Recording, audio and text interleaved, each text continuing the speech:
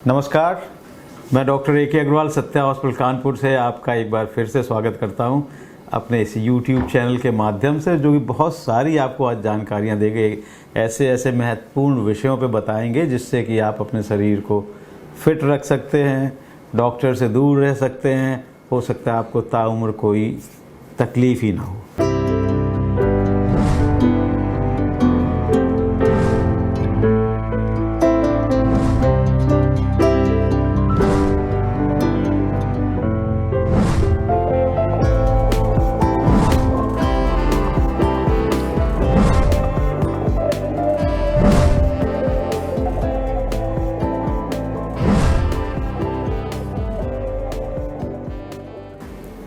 आइए हम लोग समझें कि एक्चुअली क्या है ऑर्थोपेडिक सर्जन के यहाँ जाना क्यों पड़ता है, क्यों ज़रूरी होता है, क्यों हमारे घुटने अक्सर दर्द करने लगते हैं, कमर दर्द करने लगती है, कभी गर्दन की तकलीफ़ से जाना पड़ता है।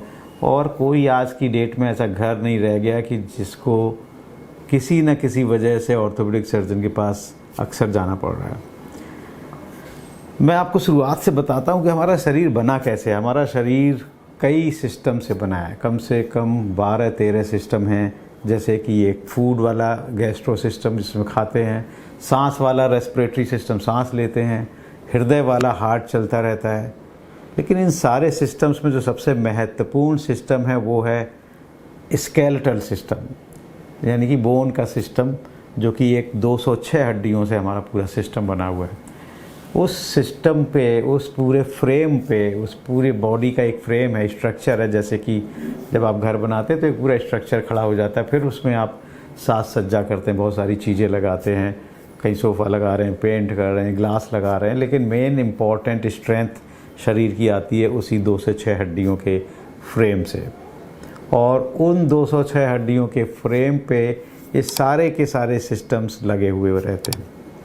तो इसलिए बहुत महत्वपूर्ण है कि वो 206 हड्डियों का सिस्टम हमारा मजबूत रहे।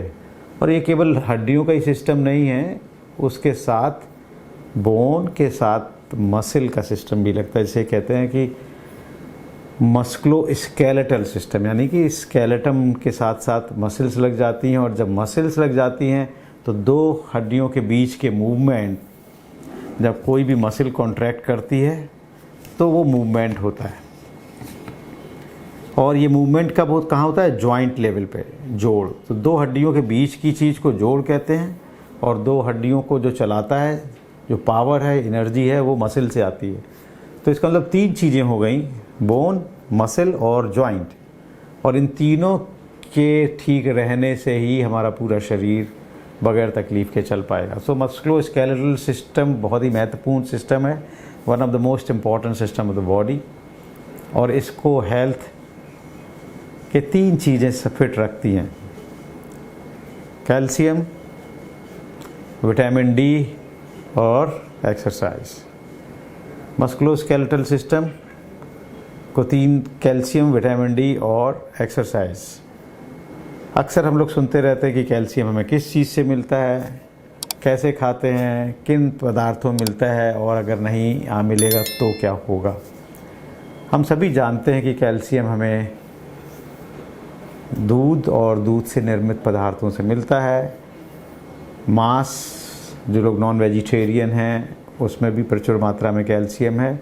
प्लस ताज़े फलों में कैल्शियम है और ड्राई फ्रूट्स में कैल्शियम है। आपको ये जान के आश्चर्य होगा कि कैल्शियम लगता है कि जैसे कि बोन से रिलेटेड चीज़ है, लेकिन कैल्शियम शरीर के हर अंग को कैल्शियम ही चलाता है।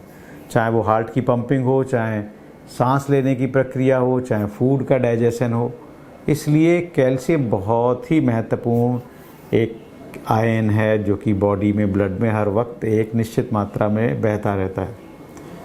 और जैसे ही ये कैल्शियम उसमें ब्लड में कम होने लगता है तो बोन्स, ये जो बोन्स हैं हमारी, ये घुल घुल के अपने कैल्शियम को ब्लड में भेज देती हैं कंटिन्यूसली। तो ये हमारी बैंक है कैल्शियम की, बोन्स। और वो एफडी टूट के वो रुपए निकल के डेली यूसेज में चले जाते हैं।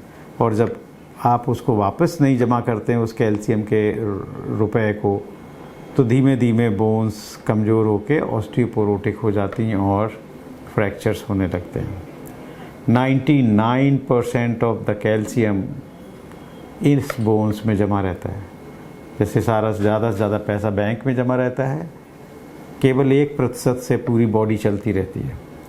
तो ये बहुत महत्वपूर्ण है कि हमें उन कैल्शियम के गोदामों को, गोडाउंस को हमेशा जितना खर्च करें उतना जमा भी करते जाएं। दूसरी चीज़ है विटामिन डी, जो कि प्रचुर मात्रा से हमको सूर्य से, सन से मिलता है। और जब सन हमारी बॉडी पे पड़ता है, धूप जब पड़ती है, तो स्किन के रिएक्शन से विटामिन डी का स्वतः निर्माण होता है। चूँकि हम लोग इंडिया में रहते हैं और हमारी स्किन का कलर डार्क है, तो कम मात्रा में सूर्य की किरणें अंदर जा पाती हैं और कम मात्रा में विटामिन डी बनता है। इसलिए बहुत महत्वपूर्ण है कि हम ना केवल अपने बॉडी के सन एक्सपोजर को बढ़ाएं, बल्कि साथ ही साथ डाइट में भी हम लोग विटामिन डी का सेवन करें। आपने देखा होगा कि जो लोग खुले जगहों पे काम करते हैं, जैसे कि गाँव के लोग, खेतों में काम करने वाले लोग, मज़दूर लोग, जिन्हें दिन भर सड़कों पे और फील्ड्स पे काम करना है और उनके पास कोई ऑप्शन नहीं है धूप से बचने का, उनमें जब ऐसी टेस्टिंग की गई तो पाया गया कि विटामिन डी प्रचुर मात्रा में है उनके पास। जबकि जो कि शहरी लोग हैं, जो कि बंद कमरों में, एयर कंडीशन ऑफिसेज़ में, घरों में, गाड़ियों में और छाता लगा के चलते हैं, उनमें अच्छी से अच्छी दवाओं और प्रचुर मात्रा में खाने में भी विटामिन डी लेने के बावजूद विटामिन डी की कमी पाई गई। ये सब रिसर्च में सर्वे करके पाए गए। इवन डॉक्टर्स और नर्सेज को विटामिन डी की कमी 80% लोगों को पाई गई। तो इम्पॉर्टेंट ये है कि विटामिन डी के लिए हमें खुली धूप में लेना जाना चाहिए, और वो खुली धूप जितनी तेज़ हो, दिन की हो। अक्सर ये गलतफहमी है लोगों में कि शायद सुबह की धूप अच्छी है, लेकिन मैं यहाँ बताना चाहूँगा कि जो तेज़ धूप है, दिन की धूप, वो सबसे महत्वपूर्ण विटामिन डी का निर्माण करती है। और जब किरणें सीधी पड़ती हैं, इसीलिए शायद अपने सभी त्योहारों पे पूर्णमासी एकादशी में कहते हैं कि नदी गंगा स्नान करिए। तो जब आप दोपहर में जाएंगे, नदी स्नान करेंगे, कपड़े निकालेंगे, तो धूप तेज़ी से आपके ऊपर पड़ेगी। तो ये बहुत ही अच्छी एक्टिविटी है कि धर्म को उन्होंने हेल्थ से जोड़ रखा है। तीसरी चीज़ जो अक्सर हम मिस कर जाते हैं वो एक्सरसाइज। हर एक व्यक्ति को प्रतिदिन नियमित रूप से व्यायाम भी करना चाहिए, और उस व्यायाम का भी एक बहुत निश्चित तरीका है जिसकी तरह से आपको करना चाहिए। 3 चीज़ें हैं व्यायाम में। पहली है फ्लेक्सिबिलिटी, यानी कि शरीर में लोच। दूसरी है एंड्योरेंस, यानी कि आपके अंदर लगातार बॉडी चल पाए लंबे समय तक। तीसरी है स्ट्रेंथ, ताकत, मसल्स का मोटापन। तो पहली चीज़ जो फ्लेक्सिबिलिटी है वो हमें यौगिक टाइप की एक्सरसाइजेज से ज़्यादा आता है, जिससे कि फ्लेक्सिबिलिटी पैदा होती है। दूसरी एंड्योरेंस, जो कि आप वॉक करते हैं, रनिंग करते हैं, साइकिलिंग करते हैं, जो लोग खेलते हैं स्विमिंग, टेनिस, बैडमिंटन, उससे आती है। और तीसरी स्ट्रेंथ, वो जिम से वेट लिफ्टिंग वगैरह टाइप की एक्सरसाइज से आती है। तो एक फार्मूला है 333 का। इसका मतलब ये है कि आप हफ्ते में 3 दिन एंड्योरेंस की, यानी वॉक और स्पोर्ट्स की चीज़ करें 30 मिनट प्रतिदिन for 3 days in a week. 3 days in a week 30 minute के लिए मसल की ट्रेनिंग की एक्सरसाइज करें, यानी कि जिम जाएं। और इन 6 दिन डेली 30 मिनट्स के लिए योगा, फ्लेक्सिबिलिटी की एक्सरसाइज करें। तो 6 दिन का ये शेड्यूल बनाइए आप लोग। 1 दिन रेस्ट करें संडे को, और अपनी हॉबी को परस्यू करें, जिससे कि ब्रेन के वो पार्ट जो कि कंटिन्यूसली यूज हो रहे हैं उनको रेस्ट मिल सके और वो भी री एनर्जाइज हो सकें। तो अगर आप ये 3 चीज़ें करेंगे तो आपकी फिटनेस वाला का ये सेक्टर पूरी तरह से एड्रेस रहेगा। तो कैल्शियम, विटामिन D3 और फिटनेस, हेल्थ, एक्सरसाइजेस मिला के मस्कुलोस्केलेटल हेल्थ बहुत ही अच्छी आपकी हो जाएगी। तो शायद आपको ताउम्र आपके जोड़ मेंटेन रहेंगे और इस तरह की सर्जरी से आप दूर रहेंगे। ना आपको नी रिप्लेसमेंट की ज़रूरत पड़ेगी, ना ऑर्थोपेडिक के डॉक्टर के पास जाने की ज़रूरत पड़ेगी, ना ही जोड़ों में दर्द होंगे, ना ही और मेडिसिन्स लेनी पड़ेंगी। बोन और जॉइंट्स और स्केलेटल मसल के संबंध में आपको जो भी प्रश्न पूछने हो तो हमारे इस यूट्यूब चैनल पे नीचे स्क्रॉल कर रहे हैं नंबर्स, आप लगातार आप अपने प्रश्न इस पे प्रेषित कर सकते हैं। आपसे गुजारिश है कि आप इस सत्या यूट्यूब चैनल को लाइक करें, सब्सक्राइब करें और अपने दोस्तों को शेयर करें।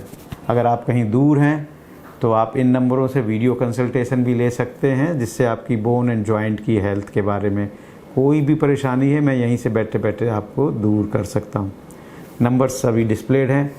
Thank you for watching Satya YouTube channel. नमस्कार।